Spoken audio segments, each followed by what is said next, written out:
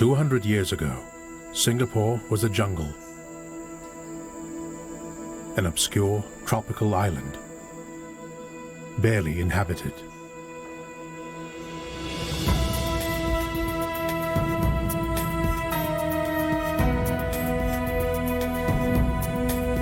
Today, it's an Asian tiger, an economic giant.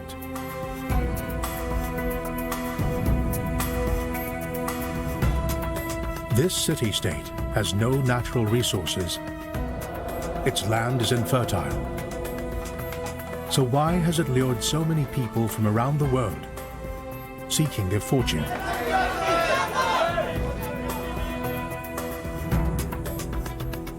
Today's Singapore has been shaped by one man, Lee Kuan Yew.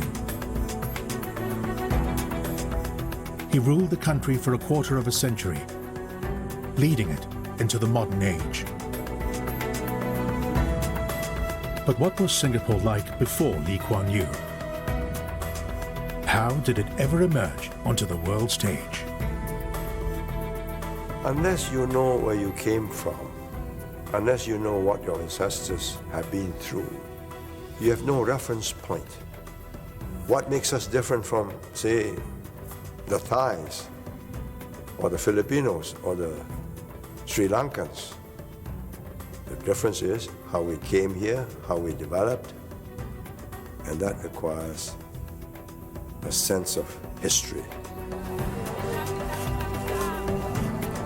Singapore's history can be traced back to the beginnings of the global economy and to the ambitions of a maverick British pioneer. He came from a very different world to Lee Kuan Yew, but has left his imprint just as clearly on the modern city. Without him, Singapore would never have begun its remarkable journey. From mangrove to metropolis.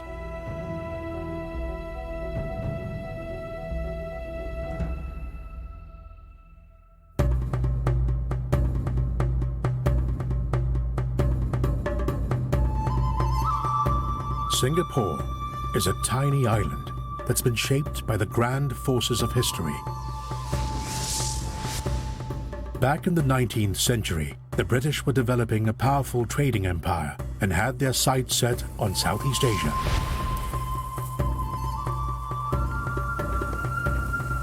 January 1819, a small expeditionary force has arrived on the island, working for the British East India Company.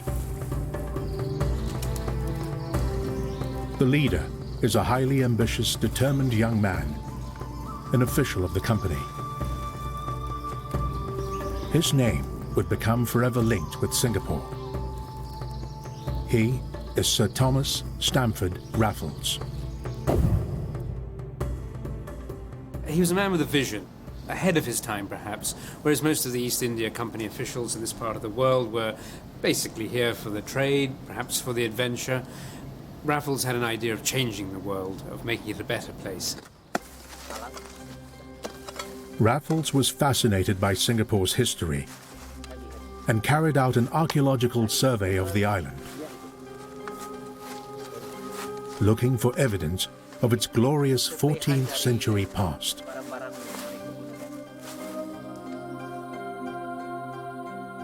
Back then, Singapore was an important island at the center of a thriving Malay kingdom.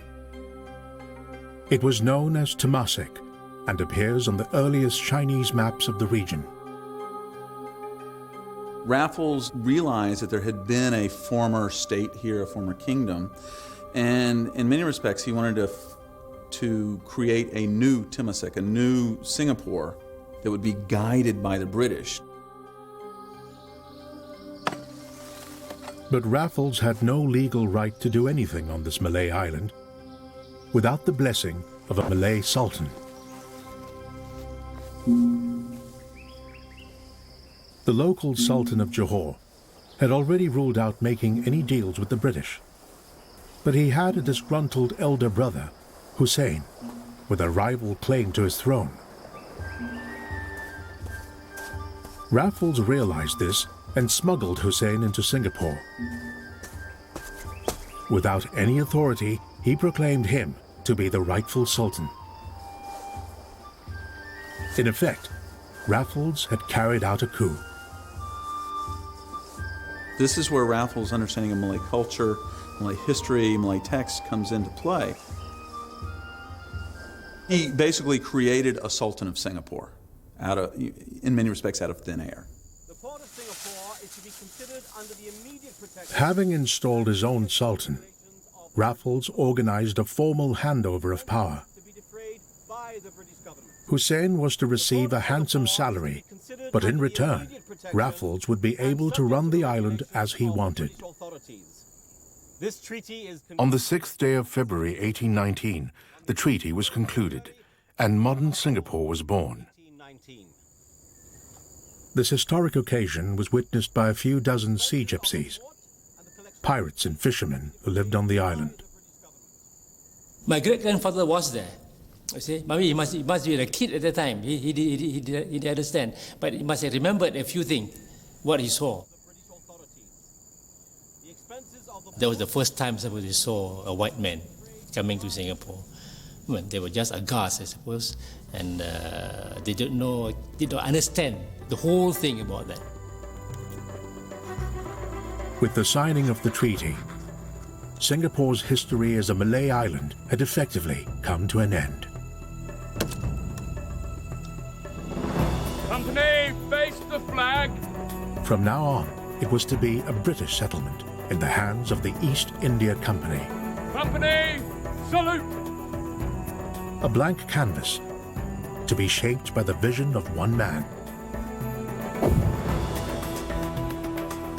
Nearly 200 years later, a statue of Raffles stands on the spot where he came ashore.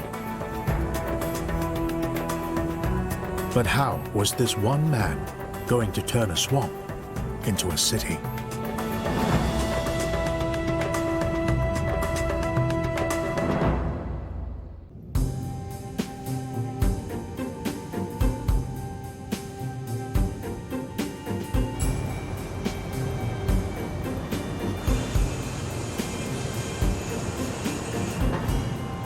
We live in a global economy where goods, people, and ideas move freely across the planet. And Singapore, at the crossroads of great shipping lanes, is a city born of globalization. Ever since the 19th century, its fortunes have depended on the ebb and flow of international trade. Back then, the world's largest corporation was based in London. The East India Company was unlike any merchant company of old. It had its own civil service and army, and ruled over a fifth of the world's population. Its network of trade routes stretched across half the world, and in its heyday, the company generated more revenue than Britain itself. And its most valuable cargo was tea. Since the days of Marco Polo, Chinese tea had become immensely popular in Europe.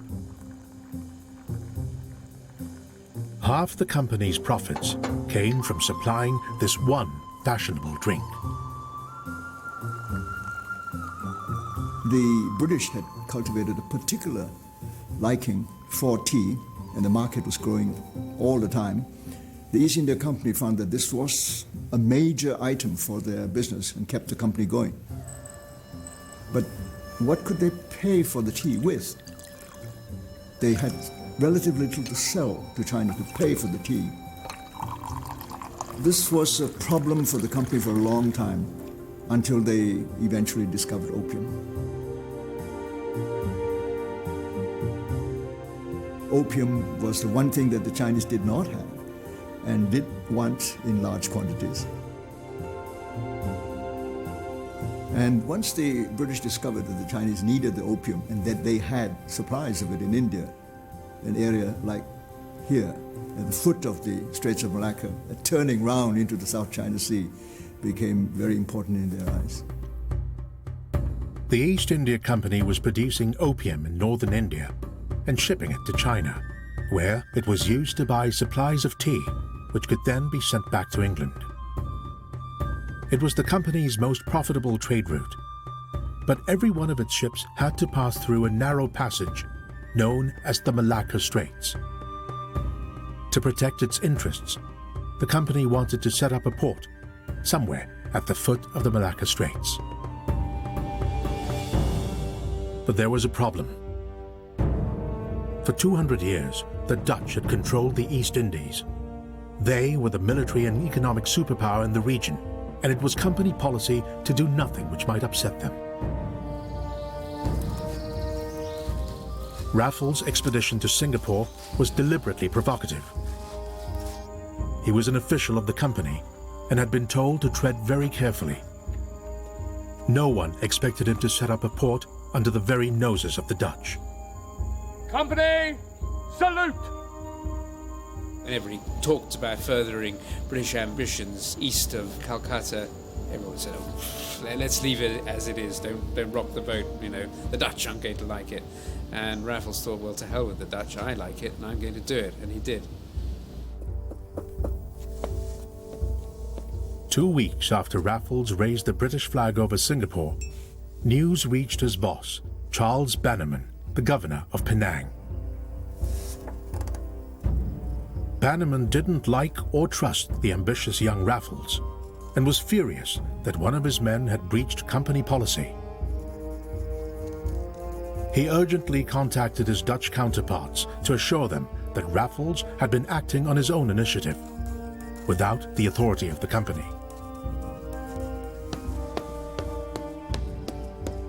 He was very effusive and said, very sorry, we'll call the man back. He was quite out of order, and I'm sure you needn't worry about him being there for very long. Bannerman's assurances stopped the Dutch from invading Singapore. They simply waited for the British to pull out. But Bannerman hadn't accounted for the mood back in London. The recent Napoleonic Wars had seen an upsurge in military pride and a greater sense of national defiance. Rather than giving in to the Dutch over Singapore, word was sent to Bannerman that Raffles should be allowed to stay put. There was great brouhaha back in Europe. In the end, the dust died down, and after a few years, it was a fait accompli. The Dutch weren't going to do anything about it. Raffles realized that for Singapore to survive, it needed to be more than a stopover between India and China, and become a port in its own right, attracting trade from across the region. But how could he persuade traders to come to his new settlement?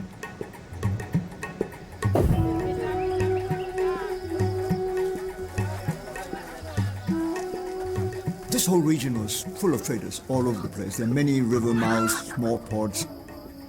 So what Raffles did was to provide them with a place where they could come and trade freely.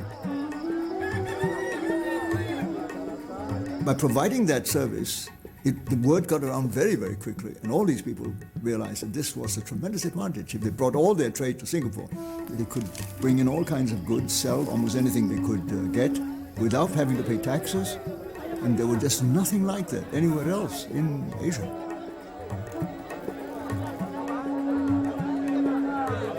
This was Raffles' big idea, free trade. It was the bait that would lure traders away from other ports in the region and make Singapore their base. Raffles realized Singapore could become the center of a regional trade and tap into the vast production base of the East Indies. The bird's nest from Borneo, and camphor, and resins from the jungle which were used for lacquer, very important for China, of course, gold dust from Bali, and then, of course, there's the main thoroughfare, the east-west trade route between China and India. One contemporary description of the place said that the ships were coming to Singapore like bees clustering round a honeypot. The place was literally swarming with trade. Raffles was delighted by the success of his new trading post. He called it his little child. But he was to be an absent father. He was immediately summoned back to Bencoolen, a remote British base in southern Sumatra. His official job was as governor here, and the company insisted he return to his duties. He would be away from his little child for the next 3.5 years. In that time, people flocked to Singapore, and their descendants still populate the island today.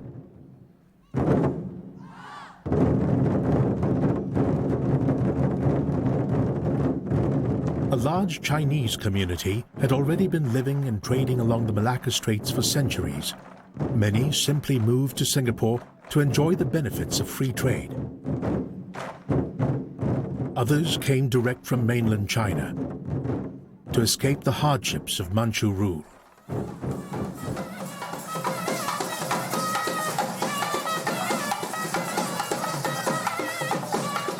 Indians also came as traders, but more often they were soldiers and civil servants already well versed in the ways of the British Empire. Today, the Indian community still preserves ancient traditions from the homeland, traditions which have disappeared in India itself.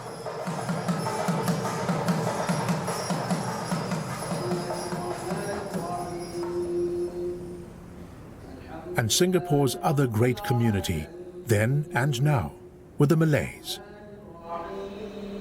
A few, like Othman Wok's great-grandfather, were sea gypsies already living on the island.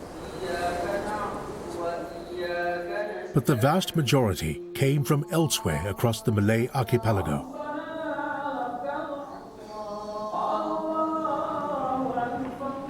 They came to make money, but also to worship freely. From the very beginning, religious tolerance was part of the ethos of multi-ethnic Singapore.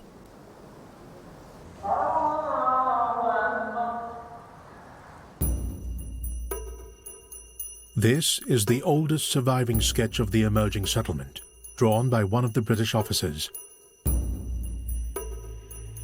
Within just 4 years, 10,000 people had set up home here. Raffles had left his old friend William Farquhar in charge. He had lived in the region for many years and had a very relaxed attitude to what he called local customs. Slave trading was allowed. Gambling was commonplace. Even cockfighting, which Raffles despised.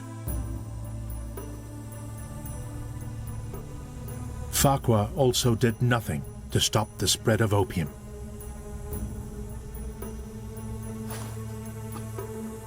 This drug the British had promoted within China was fast becoming an addiction among Chinese workers in Singapore.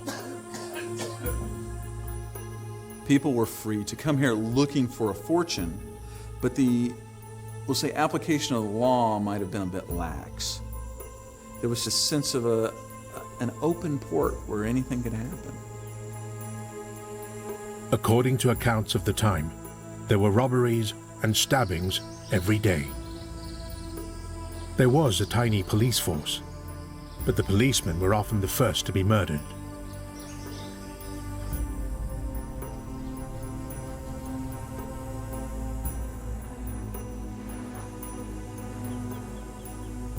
When Raffles returns in 1822, he's just aghast. It hasn't quite got the feel of this English colonial trade port that he had imagined. And he basically fires Farquhar. I can't believe what you've done! What kind of place are you running here? Slaves, cockfighting, opium dens? Raffles blamed Farquhar for allowing the settlement to lose its way. I don't care how they live. We have a responsibility. He expected higher standards for his little child. Raffles perceived it as being chaotic. He wants it to create ideas of science and the arts and literature that were being promoted by the Enlightenment in the late 18th century. The Enlightenment in Europe was an age of reason, order, and progress. And Raffles hoped to bring these lofty ideals to Singapore. While the town was still in its infancy, he drew up an elaborate blueprint for its future, laying out a modern grid structure of roads, dividing up the population into different ethnic areas. Everything was designed to be as rational and efficient as possible. He left specific instructions for the style of architecture. The famous Singapore 5-foot way, which was a sort of continuous arcade on either side of the street, which would protect you from the sun and also from the rain. And the facades of the building were to have a uniform appearance. So he thought about all these little details.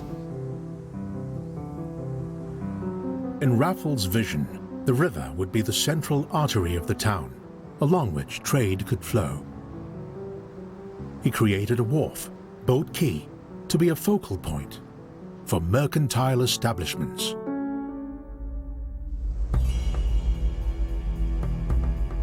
Today, the Singapore River is quiet, to be enjoyed by pleasure boats. But throughout the 19th century, cargo from around the world traveled along the river and filled the warehouses of Boat Quay, just as Raffles had predicted. The smell, the sounds, the atmosphere, the environment would have been very different. Moored alongside the banks would have been tongkangs, sampans, lightermen, and they would have blocked up this entire river with barely enough room for any big craft to move in. And people would be moving sacks of rice, of goods from the warehouses, from the go-downs, and that would have been a scene that you would have seen in the late 19th century, early 20th century Singapore. This was the place where commerce started in Singapore. This was the cradle of commerce. Today, the warehouses of Boat Quay have been closed down and relocated to the modern port. But Raffles' other creation is very much alive. Behind the quayside, he designated a swampy, uninhabited area to become the commercial center of town. The skyscrapers of the modern business district sit on exactly the same spot today. Raffles believed that free trade had a magical quality that could transform Singapore, and this skyline is testament to that belief.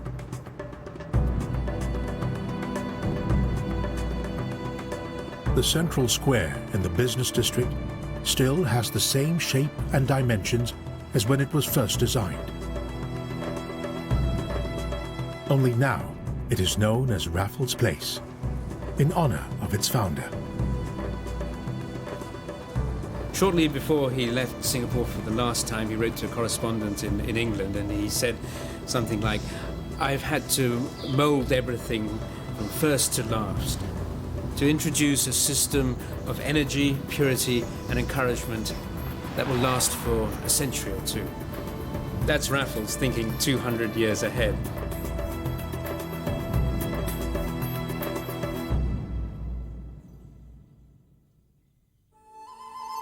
In June 1823, Raffles returned to England, suffering from a suspected brain tumor. He had spent just 9 months in total in Singapore. During that time, he had turned it from an obscure, irrelevant island into a bustling port and committed it to a future of free trade.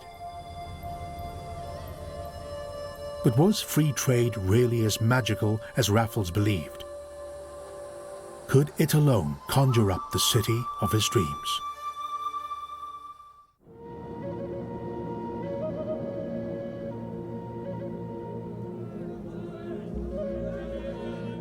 Singapore is a city built for the purpose of free trade.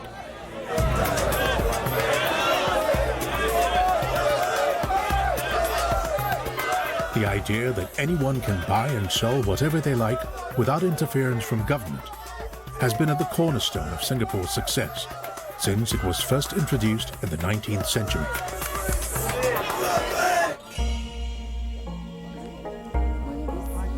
By the 1850s, the island had already enjoyed 3 decades of free-flowing trade. There was an international community of wealthy traders and merchants. Few were wealthier than Hu Ah-kay, better known as Wampo. He could buy and sell almost anything that was needed on the island and was extremely popular. The British called him the best Chinaman who ever lived. The kind of people who were getting really rich were the local traders. There were Chinese and there were Arabs and there were Indians who were operating at what in today's terms we would call small and medium enterprises who could build up. They were not capital intensive anyway. It was quite easy for them to make money. They're not paying taxes. You're not charging them anything for the use of the services made available to them. Of course they made money. For the company, it's quite a different matter. The East India Company, which ran Singapore, was in financial trouble. Its lucrative Chinese tea trade had collapsed as people in Britain preferred Indian tea, which could be drunk with milk. The company was still obliged to govern the settlement, but it did so very reluctantly. By the 1850s, the company saw Singapore as a complete burden. It wasn't bringing any profit or interest to the company whatsoever. The private merchants were making a great deal of money. But none of this is getting into the government coffers. There is no money to pay for a good police force, for instance. There's no money to pay for port improvements. But the community wants all of these. They want all of them, but there's no money to pay for them. Ironically, free trade, which had made Singapore wealthy, generated very little revenue for the running of the island. Since Raffles' time, the flow of goods had never been taxed. The policy had become an article of faith among Singapore's merchants and traders. There was no import taxes. There was no income tax. There was no company tax. And we human beings had not developed at that point of time the GST, the value added tax. Then where do you get the money to finance your state expenditure? The company came up with an unusual plan to raise revenue by encouraging vice. The right to supply opium was licensed and auctioned off to the highest bidder. Whoever won the license was then free to sell as much of the drug as they liked, without any restrictions. But the more opium they sold, the more they needed to keep selling, because the company kept pushing up the cost of the license. It was a vicious circle. The company also took a slice of the profits from prostitution. There were 15 men for every 1 woman in Chinatown. Girls were shipped in from Japan to serve as prostitutes. Chinatown in the mid-19th century was rampant with vice. Behind the windows of the shop houses were opium dens and brothels. The British tolerated these squalid establishments because they generated revenue, which enabled the company to govern Singapore. But raising money from vice only stored up problems for the company. The opium dens and brothels were run by secret societies, powerful clan-based organizations with complex roots in mainland China. These secret societies had a grip on the people who were members of the organization. And these were coolies, rickshaw drivers, shopkeepers, and even traders. Now, the British didn't really understand how they operated because they appeared to the British to be very mysterious criminal organizations because of their elaborate rituals of membership. They also threatened law and order in Singapore because of fights between rival gangs and secret societies. Each secret society demanded the complete loyalty of its members.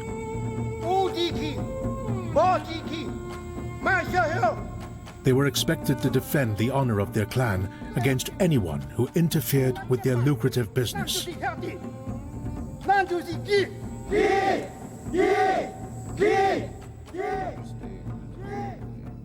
want to thank you for all of your call. The company officials sought the help of prominent local Chinese businessmen such as Wang Po to control these organizations. But little did they know that these Chinese businessmen themselves were often involved in the running of these organizations. So without knowing it, they had actually tolerated and created a connection between opium, crime, and the Chinese community. And when they knew it, it was too late for them to do anything about it.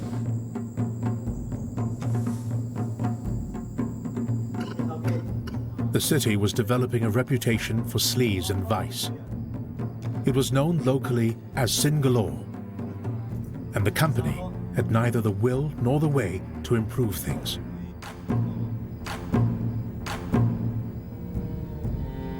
When change finally came, it was prompted once more by events thousands of miles away, in Egypt.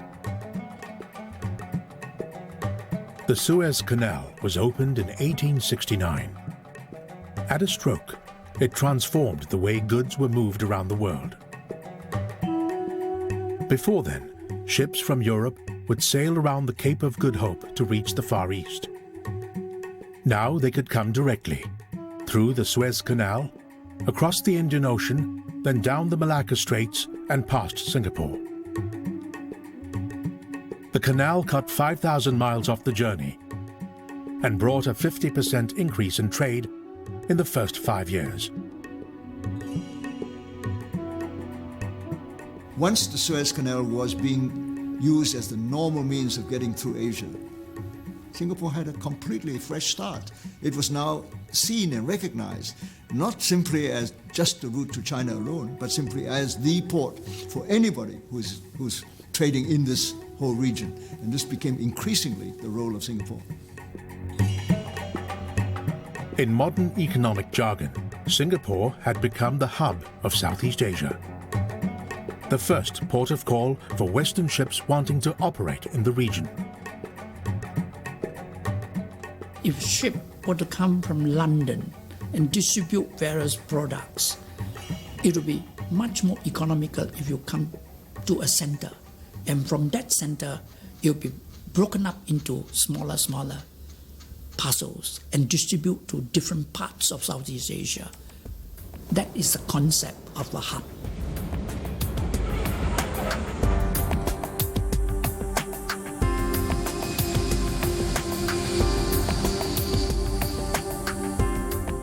As the region gets richer and richer, Singapore was trading with more and more countries, and up to today, Singapore is the 16th biggest trading country in the world. 16th, which is not too bad for a small place.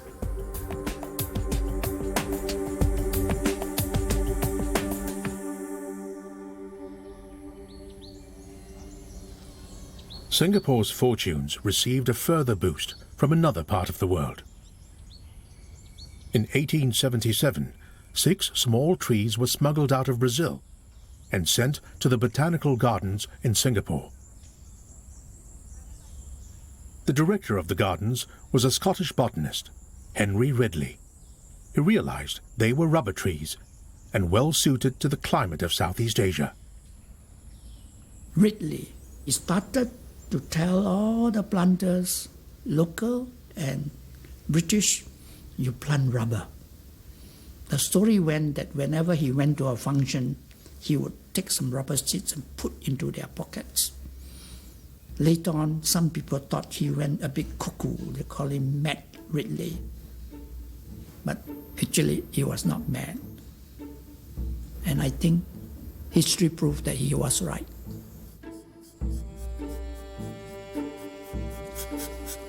No use just have the plants, but how do you tap the latex? So he devised a system of tapping. You only cut some parts of it in a V shape so that the rubber latex would dip into a cup and you can collect from the cup.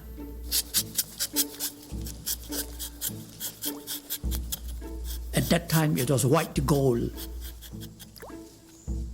The black gold today will be oil. But at that time, in Southeast Asia, that was gold. It brought in tons and tons of money.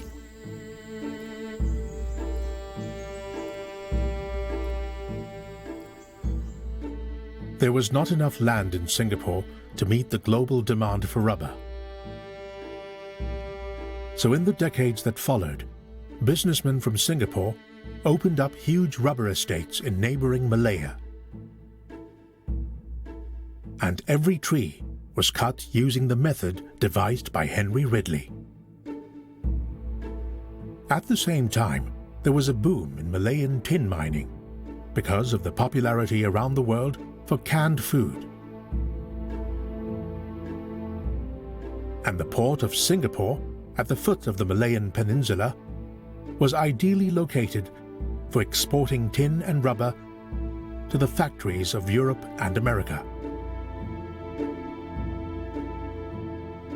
Well, once the rubber and tin industries developed in Malaya, Singapore became a very important port through which these two commodities were shipped out. So they were sent out to Singapore, processed in Singapore, and then distributed to the rest of the world. And what this did was to make Malaya, the peninsula to the north of Singapore, the natural and economic hinterland of Singapore. And they both became an integrated economic unit. It was increasingly obvious to the British that Singapore was too important a link in its trading empire to be left to the whims of the East India Company. The island was turned into a crown colony to be subsidized by the British government from London. And after years of neglect, it was given a facelift, befitting an important colony. New roads were built, new public buildings, a police station, law courts. There was a reason for investing in good government in order to keep up the British name of providing a good legal system and the kind of prosperity that would attract more traders and more people would come and invest there and use Singapore as a base for further trade. All these things, I think one thing leads up to another. And by providing good government, everybody would make more money. Singapore was no longer run by company employees, but professional civil servants, imbued with a Victorian sense of morality their predecessors never had. For the first time, British officials learned to read and speak in Chinese. After half a century running the island, they could at last communicate with the people they were governing. And the new governors were not just businessmen anymore. They were graduates of Oxford and Cambridge. They were people with a mission. It was an imperial mission in which the best of British civilization, so to speak, would be offered to these people who have so much to learn. From the late 1870s, there was a concerted effort to clean up the squalid image of Singalore. Opium was officially discouraged, prostitution was regulated, and secret societies were banned. Chinese businessmen like Whampoa had to disavow their links with the criminal underworld and became part of the British establishment. Singapore would never again be the wild eastern town of its early years. And its traders would never rule the roost as they once did.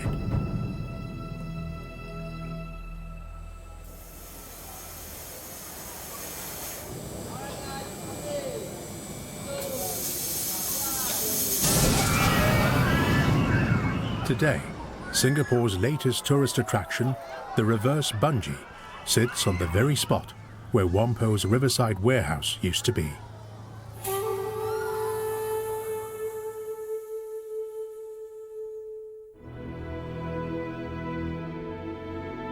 In 1887, to celebrate Queen Victoria's Jubilee, a statue was built honouring the city's founder, Sir Stamford Raffles.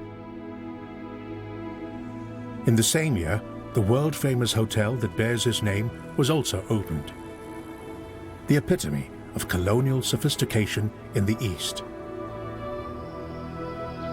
By this time, Raffles had been dead for 60 years, but his little child had finally come of age.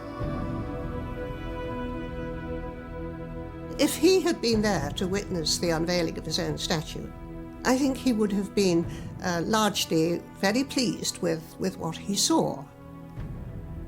The prosperity of the place and the fact that it was this great hub of trade, the general freedom that people had to live as they liked, that would have pleased him too.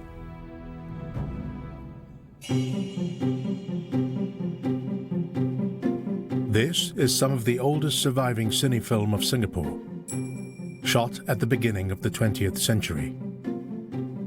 It shows a cosmopolitan city alive with the energy and enterprise of its people.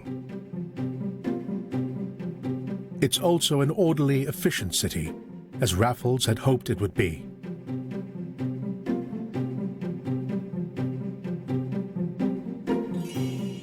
But how much of Raffles' vision is still alive today? Modern Singapore is a 21st century Asian metropolis, a world away from the coolies and bumboats of old. What are today's Singaporeans to make of their colonial past?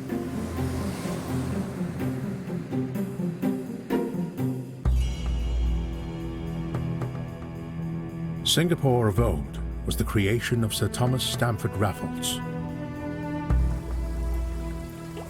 But the modern city-state has been the work of another man, Lee Kuan Yew. In 1959, he took control of Singapore, leading it out of the British Empire and towards independence. But how would Lee's Singapore deal with the legacy of its colonial past?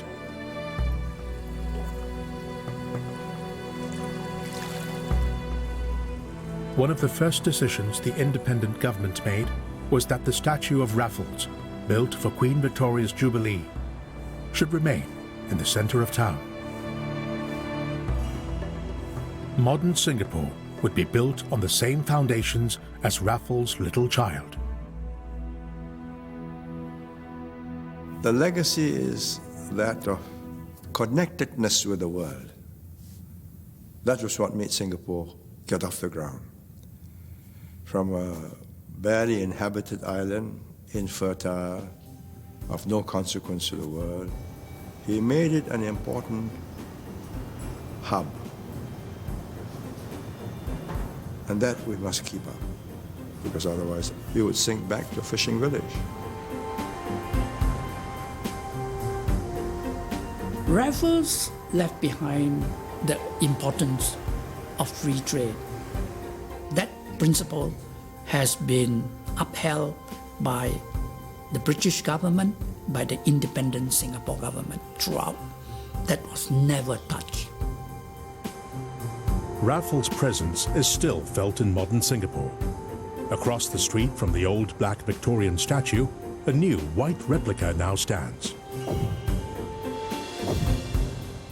It's refreshing in some ways in this anti-colonial age that you get the not only the acceptance of this figure, but almost a glorification. Singaporeans often seem to think that their founder was a lily-white god almost.